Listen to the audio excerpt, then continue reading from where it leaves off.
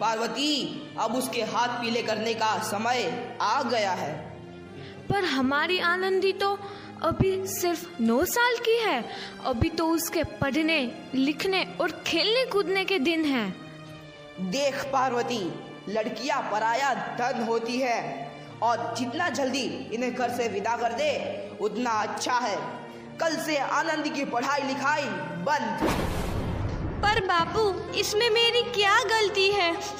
आप मुझे पढ़ाई करने क्यों नहीं देते?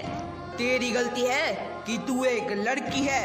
लड़का होती तो क्या बापू? लड़का होती तो क्या?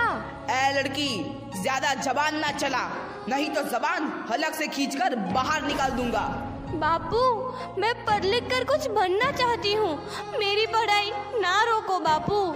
आनंदी, तुझे पढ़ना है तो पढ़, लेकिन सारी उम्र बाप की छाती पर यूं बोझ बनकर ना बैठ। पर बापू, अभी तो मेरी उम्र पढ़ाई लिखाई की है। मुझे पढ़ लिख कर डॉक्टर बनना है। पढ़ाई पढ़ाई पढ़ाई, आज तो तेरी इन किताबों का काम तमाम करके ही छोड़ूंगा। ये ले। नहीं बापू, मत फाड़ो बापू। हट छोरी। नहीं बापू, नहीं। बापू, ये तुमने क्या किया? तुमने मेरी इन किताबों को ही नहीं फाड़ा बापू, मेरी किस्मत फाड़ दी, मेरी किस्मत। ये कॉपी किताबें ना सिर्फ छोरों के हाथ में अच्छी लगती है, लड़कियों के हाथ में तो सिर्फ मेहंदी अच्छी लगती है, मेहंदी। पर बापू, मैं लड़की हूँ तो क्या हुआ? लड़का और लड़की तो हमारी दोनों आंखों के समान होते हैं। चुप कर आनंदी, और यह एहसान मान कि अब तक जिंदा है तू। कहीं बचपन में गला दबा कर मार दिया होता तो यह तेरी बकबक नहीं सुननी पड़ती आज। पर बापू, मुझे चूल्हा जलाना अच्छा ना लगे है। देख छोरी, जितना जल्दी हो तू चूल्हा जलाना सीख ले, उतना ही अच्छा है तेरे लिए। और हाँ, तेरा ब्याह तो होगा, वो भी कल के कल। अबला जीवन है तुम्हारी यही कहानी। आंचल में है दूध और आंखों में है पानी। मुझे माफ कर दे बेटी, तेरे बापू के जिद के आगे मेरी एक न चलेगी। माफ कर दे बेटी, मुझे माफ कर दे। इस प्रकार मात्र 9 वर्ष की छोटी उम्र में आनंदी का विवाह गोपाल राव जोशी से हो गया। बाल विवाह एक सामाजिक कुरीति है और इस कुप्रथा का शिकार होना पड़ा आनंदी को। 5 वर्ष बाद आनंदी 14 साल की हो गई है। उसके घर एक शिशु ने जन्म लिया है। देखते हैं आगे क्या हो। देखिए ना, इसे क्या हो गया है? इसका माथा तो अंगार की तरह तप रहा है। इसे तो बहुत तेज बुखार है। आप बिना कुछ भी बोलते हैं, दीजिए मुझे। माधव, जल्दी से वैद्य जी को बुला के लाओ। जी, अभी बुला के लाता हूँ। ये तुम क्या कर रही हो आनंदी? भगवान की विभूति लगा रही हूँ। बस करो आनंदी, ये सब अंधविश्वास है। अरे आप यकीन तो कीजिए, भगवान की कृपा से इसका माथा ठंडा हो रहा है और बुखार भी उतर गया है ना बाबू? देखिए, दीजिए मुझे। उठो बाबू, आंखें खोलो, तुम्हें तुम्हारी माँ बुला रही है। आंखें खोलो, देखिए ना इसे क्या हो गया है। आंखें भी नहीं खोल रहा। आंखें खोलो बेटा। आप चुप क्यों है? आंखें खोलो बेटा, आंखें खोलो। आनंदी, हमारा बेटा कभी आंखें नहीं खोलेगा। नहीं, ऐसा नहीं हो सकता। मेरे बेटे को मुझसे कोई नहीं छीन सकता, कोई नहीं छीन सकता। पागल मत बनो आनंदी। माधव,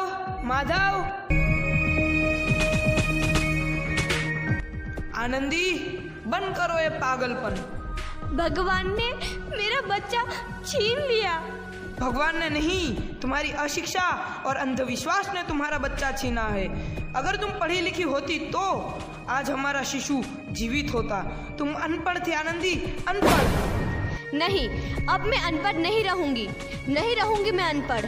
मैं पढ़ूंगी ताकि कल किसी और आनंदी को इलाज के अभाव में अपना बच्चा ना खोना पड़े। शाबाश आनंदी, और यही तुम्हारे अपराध के लिए प्रायश्चित भी है।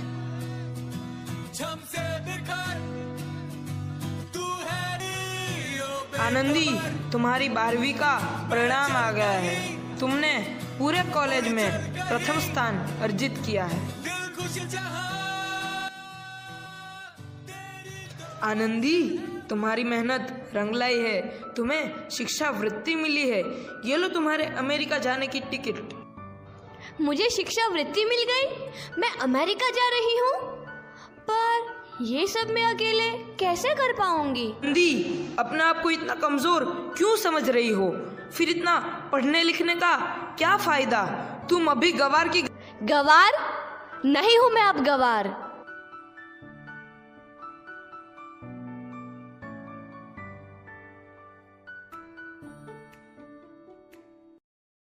तो इस प्रकार 7 अप्रैल 1883 को आनंदी अमेरिका के पेंसिल्वेनिया के लिए रवाना हुई और 3 साल बाद उन्होंने डॉक्टर ऑफ मेडिसिन की उपाधि प्राप्त कर ली। इधर आनंदी के पिता की तबीयत बहुत खराब है। आगे क्या होता है देखते हैं। लगता है अब मेरे जाने का समय आ चुका है। अब मैं नहीं बचूंगा। ऐसा मत बोलो। शहर के सिटी हॉस्पिटल में अमेरिका से डिग्री लेकर कोई बड़ा डॉक्टर आया है। एक बार वहाँ चलकर दिखा लेते हैं। हाँ, सही बोला भैया। कम से कम दिल को तसल्ली तो मिल जाएगी। हाँ, चलो चलो जल्दी हॉस्पिटल चलते हैं।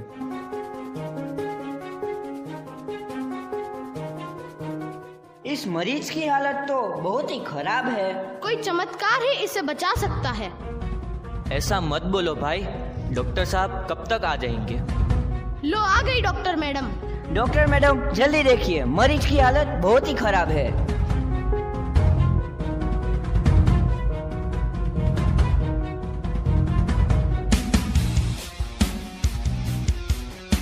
अब आप बिल्कुल ठीक हैं। मौत के मुंह से आपको बचाया है डॉक्टर मैडम ने। डॉक्टर साहब ने मुझे बचा लिया। मुझे मिलना है डॉक्टर साहब से। डॉक्टर साहब नहीं, डॉक्टर मैडम बोलो। डॉक्टर मैडम, उन्होंने ही तुम्हें जीवन दान दिया है। लो आ गई डॉक्टर मैडम, मिल लो उनसे। डॉक्टर मैडम, आपका बहुत बहुत धन्यवाद। आपने मेरी जान बचाई। इसके बदले में मैं गरीब भला आपको क्या दे सकता हूँ?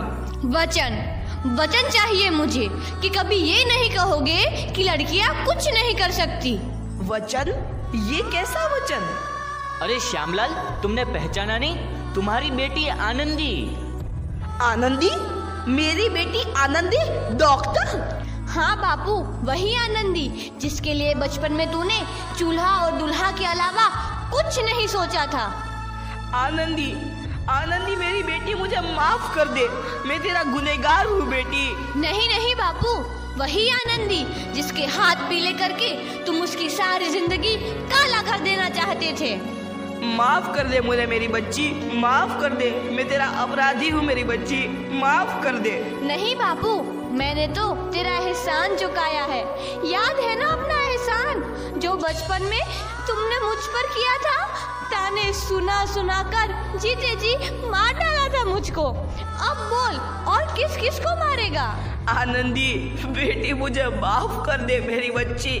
मैं तेरा गुनहगार हूँ। बापू, आपने ही तो बोला था किताबें सिर्फ बेटों के हाथ में अच्छी लगती है, बेटियों के हाथ में तो सिर्फ मेहंदी।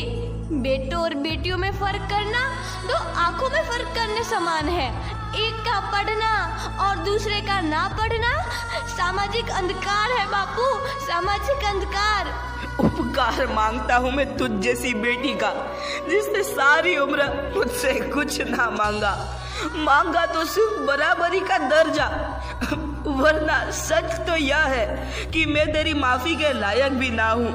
मुझ जैसा बाप तेरी बराबरी कर सके उसके मैं लायक भी ना हूँ मेरी बेटी, मैं लायक भी ना हूँ। अपने बापू को क्या माफ नहीं करोगी आनंदी? माफ कर दो आनंदी, माफ कर दो। सुबह का भूला यदि शाम को घर लौट आए तो उसे भूला नहीं कहते। बापू।